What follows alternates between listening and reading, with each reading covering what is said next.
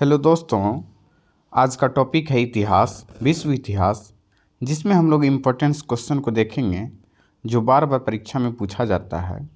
Session start करने से पहले कृपया चैनल को सब्सक्राइब कर दीजिए और बेल आइकन को दबा दीजिए। स्टार्ट करते हैं। क्वेश्चन नंबर 1, कदम वंश की स्थापना किसने की? जिसका ऑप्शन है ए ईश्वर सेन, बी जय सिम्हा, सी मयूर शर्मा, डी कृष्णा राजा। जिसका सही जवाब होगा ऑप्शन नंबर सी मयूर शर्मा। अब इसका व्याख्या को हम लोग देखते हैं। कदम वंश एक ब्राह्मण राजवंश था जिसकी स्थापना 4वीं सदी में मयूर शर्मा नामक राजा ने की थी। नेक्स्ट क्वेश्चन नंबर 2, मौर्य वंश के अंत के बाद भारत में किस वंश ने शांति और स्थिरता दी? जिसका ऑप्शन होगा ए सातवाहन वंश, बी वाकाटक वंश, सी गुप्त वंश, डी शुंग वंश। जिसका सही जवाब होगा ऑप्शन नंबर ए सातवाहन वंश। अब इसका व्याख्या को हम लोग देखते हैं।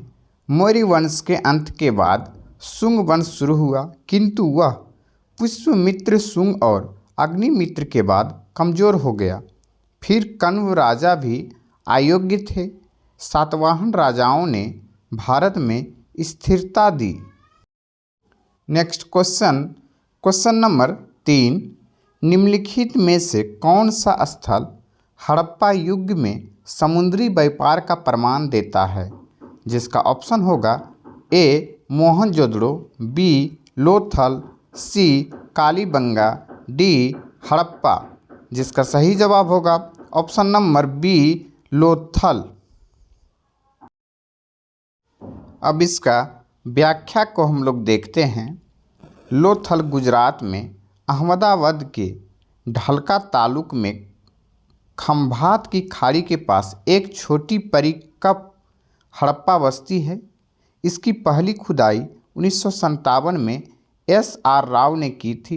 लोथल में उल्लेखनीय रचनाओं में एक गोदाम, पत्थर के मोतियों के निर्माण के लिए कार्यशाला, खोल के काम करने के प्रमाण, चावल की भूसी और एक कब्रिस्तान शामिल है। कालीबंगा हनुमानगढ़ में स्थित है। कालीबंगा का अर्थ है काले रंग की चूड़ियाँ। यहाँ से सबसे पहले जूते हुए खेतों के साक्ष्य मिले हैं। नेक्स्ट क्वेश्चन नंबर 4, निम्नलिखित में से किस हड़प्पा स्थल पर एक स्याहीदानी की खोज की गई है? जिसका ऑप्शन होगा ए हड़प्पा, बी लोथल, सी कालीबंगा, डी चन्हुदड़ो। जिसका सही जवाब होगा ऑप्शन नंबर डी चन्हुदड़ो। अब इसका व्याख्या को हम लोग देखते हैं। चन्हुदड़ो सिंधु घाटी सभ्यता का एकमात्र ऐसा शहर है जहां कोई गढ़ नहीं पाया गया। साइट पर एक छोटा बर्तन खोजा गया था और इसे स्याही का बर्तन माना जाता है। नेक्स्ट क्वेश्चन नंबर 5, सिंधु घाटी सभ्यता में किस प्रकार की मुहरें सबसे अधिक प्रचलित थी? जिसका ऑप्शन होगा ए अंडाकार, बी बेलनाकार, सी चौकोर, डी गोल। जिसका सही जवाब होगा ऑप्शन नंबर सी चौकोर। अब इसका व्याख्या को हम लोग देखते हैं। हड़प्पा संस्कृति में चौकोर प्रकार की मुहरें सबसे आम थी। सिंधु घाटी से विभिन्न प्रकार की मुहरें प्राप्त हुई है। यह मुहरें बेलनाकार, वर्गाकार, आयताकार और वृत्ताकार रूप में प्राप्त हुई है। यहाँ पर सिंधु घाटी की मुहरों के अलावा उन क्षेत्रों की मुहरों भी मिली है जिनसे सिंधु घाटी सभ्यता के लोग व्यापार करते थे। यहाँ पर मेसोपोटामिया और दिलमुन की मुहरें भी प्राप्त हुई है। नेक्स्ट क्वेश्चन नंबर 6, सिंधु घाटी स्थल हड़प्पा किस नदी के तट पर स्थित है? जिसका ऑप्शन होगा ए सिंधु नदी, बी रावी नदी, सी ब्यास नदी, डी सतलुज नदी। जिसका सही जवाब होगा ऑप्शन नंबर बी रावी नदी। अब इसका व्याख्या को हम लोग देखते हैं। हड़प्पा पश्चिमी पंजाब जो अभी पाकिस्तान में है के मोंटगोमरी ज़िले में रावी नदी के तट पर स्थित था। मोहनजोदड़ो सिंधु नदी के तट पर स्थित।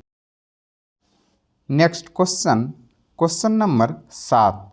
निम्नलिखित में से कौन वेदों के अंतिम उद्देश्य को प्रकट करता है? जिसका ऑप्शन होगा ए आर्णयक, बी उपनिषद, सी वेदांत, डी वेदांग।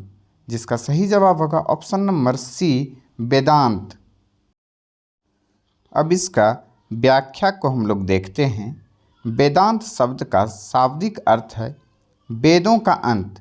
वे वेदों के अंतिम उद्देश्य को प्रकट करते हैं। वेदांत उन सभी प्रकार के बलिदानों और समारोहों की निंदा करता है जो वैदिक काल के अंतिम चरण को दर्शाते हैं। Next question number 8। निम्नलिखित में से किस काल में गोत्र की स्थापना हुई है? जिसका ऑप्शन है ए ऋग्वैदिक काल, बी उत्तर वैदिक काल, सी मौर्य युग काल, डी सातवाहन काल। जिसका सही जवाब होगा ऑप्शन नंबर ए ऋग्वैदिक काल। अब इसका व्याख्या को हम लोग देखते हैं। गोत्र का पहला जिक्र सबसे पुराने वेद ऋग्वेद 1500 से 1000 ईसा पूर्व में आता है, पर इसकी कई ऋचाओं में गोत्र का मतलब वह नहीं जो आज है। गोत्र यानी गायों गौ की रक्षा त्राण के लिए बनाया गया एक बाड़ा है। ऋग्वेद में गोत्र शब्द का एक दूसरा मतलब पहाड़ की ऊंची चोटी भी है। Next question number 9। कर्नाटक में जैन धर्म के प्रसार का श्रेय किस शासक को जाता है? जिसका ऑप्शन होगा ए चंद्रगुप्त मौर्य, बी बिंबिसार, सी अशोक, डी संप्रीति। जिसका सही जवाब होगा option number A Chandragupta Maurya. अब इसका व्याख्या को हम लोग देखते हैं। कर्नाटक में जैन धर्म के प्रसार का श्रेय चंद्रगुप्त मौर्य को जाता है। चंद्रगुप्त का जैन धर्म में महत्वपूर्ण स्थान है। स्वामी भद्रबाहु के साथ श्रवणबेलगोला चले गए। वहीं उन्होंने उपवास द्वारा शरीर त्याग किया। श्रवणबेलगोला में जिस पहाड़ी पर वे रहते थे उसका नाम चंद्रगिरी है और वहीं उनका बनवाया हुआ चंद्रगुप्त बस्ती नामक मंदिर भी है। Next question number 10। सूरसेन की राजधानी कहाँ स्थित थी? जिसका ऑप्शन होगा ए सौराष्ट्र, बी पुंचा, सी मथुरा, डी पोटाली। जिसका सही जवाब होगा ऑप्शन नंबर सी मथुरा में। अब इसका व्याख्या को हम लोग देखते हैं। सूरसेन महाजनपद उत्तर प्रदेश के मथुरा में यमुना नदी के तट के पास स्थित था। मथुरा बौद्ध वास्तुकला के लिए भी प्रसिद्ध है जो कुषाणों के तहत विकसित हुई थी। मथुरा भगवान कृष्ण की जन्मभूमि भी है। Next question number 11। सिकंदर के सामने आत्मसमर्पण करने वाला पहला राजा कौन था? जिसका ऑप्शन होगा ए अम्भी, बी पोरस, सी बिंबिसार, डी चंद्रगुप्त मौर्य। जिसका सही जवाब होगा ऑप्शन नंबर ए अम्भी। अब इसका व्याख्या को हम लोग देखते हैं। जब सिकंदर ने 326 ईसा पूर्व में खैबर दर्रे के माध्यम से भारत पर आक्रमण किया तो उसने भारतीय उपमहाद्वीप के शासकों के साथ कई युद्ध लड़े। राजा पोरस को छोड़कर सभी शासकों ने सिकंदर के सामने आत्मसमर्पण कर दिया। आत्मसमर्पण करने वाला पहला राजा तक्षशिला का राजा अम्भी था। Next question, question number 12, Kalinga युद्ध अशोक के शासनकाल में किस वर्ष लड़ा गया था? जिसका ऑप्शन होगा ए 6, बी 7, सी 8, डी 9। जिसका सही जवाब होगा ऑप्शन नंबर सी 8। अब इसका व्याख्या को हम लोग देखते हैं। मगध सम्राट अशोक ने अपने शासनकाल के 8वें वर्ष में 261 ईसा पूर्व में कलिंग पर आक्रमण किया। उस युद्ध में लगभग 1 लाख सैनिकों की जान चली गई और 1.5 लाख सैनिकों को पकड़ लिया गया।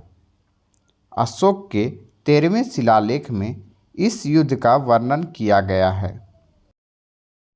Next question, question number 13, Ashok के स्तंभों के निर्माण के लिए निम्नलिखित में से किस सामग्री का उपयोग किया गया था? जिसका ऑप्शन होगा ए चूना पत्थर, बी बलुआ पत्थर, सी ग्रेनाइट, डी लाल पत्थर। जिसका सही जवाब होगा ऑप्शन नंबर बी बलुआ पत्थर। अब इसका व्याख्या को हम लोग देखते हैं। अशोक स्तंभ अभिलेख अधिकतर समान रूपों और आयामों में थे। स्तंभ बलुआ पत्थर से बना था जो उत्तर प्रदेश के मिर्ज़ापुर जिले के चुनार से निकाला गया था। अधिकतर इन स्तंभों को एक ही पत्थर के टुकड़ों से तराशा गया था। नेक्स्ट क्वेश्चन, क्वेश्चन नंबर 14, निम्नलिखित में से कौन सा अशोक का शिलालेख कराधान का सटीक संदर्भ देता है? जिसका ऑप्शन होगा ए रुमिनदेई शिलालेख, बी इलाहाबाद स्तंभ शिलालेख, सी बारबरा गुफा शिलालेख, डी कंधार शिलालेख। जिसका सही जवाब होगा ऑप्शन नंबर ए रुमिनदेई शिलालेख। अब इसका व्याख्या को हम लोग देखते हैं। भारतीय उपमहाद्वीप में विभिन्न स्थानों पर अशोक के शिलालेख स्तंभ शिलालेख और गुफा शिलालेख के रूप में पाए जाते हैं। रुमिनदेई शिलालेख एकमात्र अशोक शिलालेख है जो कराधान का सटीक वर्णन देता है। Next question, question number 15, Kushan किस जनजाति के हैं? जिसका ऑप्शन होगा ए यूची, बी तराई, सी इक्ष्वाकु, डी जंत्रिका। जिसका सही जवाब होगा ऑप्शन नंबर ए यूची। अब इसका व्याख्या को हम लोग देखते हैं। चीनी स्रोतों के अनुसार कुषाण चीनी ग्रंथों में गिशुआंग के रूप में उल्लिखित यूची या यूझी की 5 जनजातियों में से एक थे। उन्हें टोचरियन के नाम से भी जाना जाता था। इनका उद्गम चीन और मध्य एशिया से भी जुड़ा है। नेक्स्ट क्वेश्चन, क्वेश्चन नंबर 16, निम्नलिखित कुषाण सम्राटों में से कौन भारत में सोने के सिक्के की शुरुआत करने वाला पहला व्यक्ति था? जिसका ऑप्शन होगा ए भीमकडफिसेस, बी कनिष्क, सी वशिष्क, डी कुजुलकडफिसेस। जिसका सही जवाब होगा ऑप्शन नंबर ए भीमकडफिसेस। अब इसका व्याख्या को हम लोग देखते हैं। भीमकडफिसेस लगभग 90 से 100 ईस्वी तक कुषाण सम्राट थे। भीमकडफिसेस ने अफ़गानिस्तान और उत्तर पश्चिम पाकिस्तान में अपनी विजय के द्वारा कुषाण क्षेत्र को जोड़ा। उन्होंने सिक्कों और शिलालेखों की एक विस्तृत श्रृंखला जारी की। वह मौजूदा तांबे और चांदी के सिक्के के अलावा भारत में सोने के सिक्कों की शुरुआत करने वाले पहले व्यक्ति थे? Next question, question number 17, Samudragupta के दरबारी कवि कौन थे? जिसका ऑप्शन होगा ए हरिसेन, बी आसंग, सी चरक, डी वासुमित्र। जिसका सही जवाब होगा ऑप्शन नंबर ए हरिसेन। अब इसका व्याख्या को हम लोग देखते हैं। हरिसेन समुद्रगुप्त के दरबारी कवि थे। प्रयाग प्रस्ती सम्राट समुद्रगुप्त के दरबारी कवि हरिसेन द्वारा रचित लेख था। इस लेख को समुद्रगुप्त द्वारा 370 ईस्वी में कौशाम्बी से लाए गए अशोक स्तंभ पर खुदवाया गया था। इसमें उन राज्यों का वर्णन है जिन्होंने समुद्रगुप्त से युद्ध किया और हार गए तथा उसके अधीन हो गए। Next question, question number 18, Megasthenes के अनुसार पाटलिपुत्र नगर प्रशासन कितनी समितियों द्वारा संचालित था? जिसका ऑप्शन होगा ए 4, बी 5, सी 6, डी 7। जिसका सही जवाब होगा ऑप्शन नंबर सी 6। अब इसका व्याख्या को हम लोग देखते हैं। मौर्यों की राजधानी पाटलिपुत्र का नगर पालिका प्रशासन एक अद्वितीय चरित्र था। मेगास्थनीज के अनुसार पाटलिपुत्र का नगर प्रशासन और अर्थशास्त्र द्वारा भी पुष्टि की गई 6 समितियों द्वारा संचालित किया गया था, जिसमें प्रत्येक में 5 सदस्य शामिल थे। नेक्स्ट क्वेश्चन, क्वेश्चन नंबर 19, शकों ने किसके साथ सरकार की क्षत्रप प्रणाली की शुरुआत की? जिसका ऑप्शन होगा ए पार्थियन, बी कुषाण, सी शुंग, डी सातवाहन। जिसका सही जवाब होगा ऑप्शन नंबर ए पार्थियन। अब इसका व्याख्या को हम लोग देखते हैं। शकों ने पार्थियनों के साथ सरकार की क्षत्रप प्रणाली की शुरुआत की, जो ईरान में एकेमेनिड और सेल्यूसिड प्रणालियों के समान थी। इस प्रणाली के तहत राज्य को सैन्य गवर्नर महान क्षत्रप के अधीन प्रांतों में विभाजित किया गया था। निम्न दर्जों के राज्यपालों को क्षत्रप कहा जाता था। इन राज्यपालों को अपने स्वयं के शिलालेख जारी करने और अपने स्वयं के सिक्के ढालने की शक्ति भी थी। नेक्स्ट क्वेश्चन, क्वेश्चन नंबर 20, गुप्त सम्राट चंद्रगुप्त द्वितीय किसके द्वारा उत्तराधिकारी घोषित किया गया? जिसका ऑप्शन होगा ए कुमारगुप्त प्रथम, बी स्कंदगुप्त, सी बुद्धगुप्त, डी विष्णुगुप्त। जिसका सही जवाब होगा ऑप्शन नंबर ए कुमारगुप्त प्रथम। अब इसका व्याख्या को हम लोग देखते हैं। गुप्त सम्राट चंद्रगुप्त द्वितीय को कुमारगुप्त प्रथम ने 415 ईस्वी में उत्तराधिकारी बनाया था। उन्होंने महेंद्रादित्य की उपाधि धारण की। उनका शासन शांति और समृद्धि के लिए जाना जाता है। उसने 455 ईस्वी तक शासन किया। नेक्स्ट क्वेश्चन, क्वेश्चन नंबर 21, निम्नलिखित में से किस अवधि में विरासत के बारे में विस्तृत कानून निर्धारित किए गए थे? जिसका ऑप्शन होगा ए शुंग काल, बी कुषाण काल, सी मौर्य काल, डी गुप्त काल। जिसका सही जवाब होगा ऑप्शन नंबर डी गुप्त काल में। अब इसका व्याख्या को हम लोग देखते हैं। गुप्तों में अन्य राजाओं की तुलना में काफ़ी अच्छी न्यायिक व्यवस्था थी। गुप्त काल के दौरान विरासत के बारे में विस्तृत कानून निर्धारित किए गए थे। हालांकि पहले के समय की तरह ये कानून वर्ण पदानुक्रम पर आधारित थे।